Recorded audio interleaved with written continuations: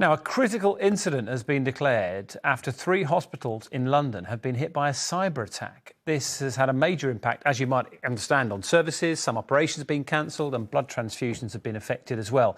Bradley Harris is in the studio with us. Good to see you tonight, Bradley. And I know you've been looking at this for us today. What more do we know? Well, Dan, this has been described as a major IT incident. Now, among the hospitals affected are King's College, which has the largest liver transplant centre in Europe. We're also hearing, Dan, that Guy's and St Thomas's, which manages several major hospitals in London, are affected too, as well as the Evelina London Children's Hospital. Now, we're told emergency care is still available and patients can access the 999 and 111 services in the normal way. And earlier, a spokesperson for NHS England's London region said that they apologise for the inconvenience this is causing to patients and their families. Patients, they say, should continue to attend appointments unless they are told otherwise. We are working urgently to fully understand the impact of the incident with the support of the government's National Cyber Security Centre and our cyber operations team. Now, in some areas, operations have already been cancelled and emergency patients have been diverted to other NHS providers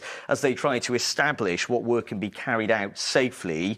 But where there have been considerable impact on services is on delivering things like blood transfusions and test results, leaving many patients concerned about when those services will resume exactly. It does make you wonder, doesn't it? How on earth? I'm sure there's all sorts of security protocols in place. How on earth something like that could happen? Well, exactly. Well, this incident is thought to have happened on Monday and targeted an organisation called Synovist, which provides lab services to the NHS across South East London. Now, the cyber attack itself is believed to be a form of ransomware. So what's that? That is a piece of software, Dan, that locks a computer system and forces it to make a payment for restoring its access. Well, earlier, I spoke to the man who knows a lot about this, Derek Mitchelson, who told me how serious an attack like this can be.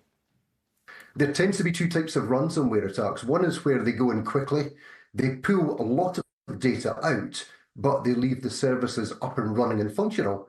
The problem with that is you don't really know if they've impacted any data. So, for example, we're talking about test results on bloods.